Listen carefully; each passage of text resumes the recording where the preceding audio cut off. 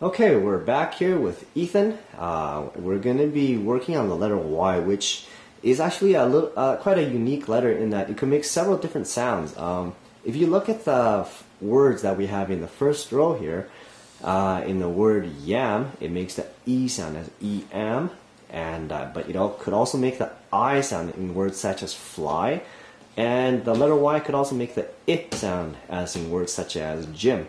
The most common sound for letter Y is the E sound, and that is a sound that we're going to be working with here. So, okay, let's point the letter Y. Can you point the letter Y? Y. Y. What sound does the letter Y make? E sound. Good. Can you sound that out for me and read it for me? E. Yam. A. Yam. Good. Yes. Fly. Gym. Good.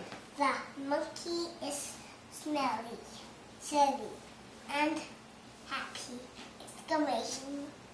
Okay, good job.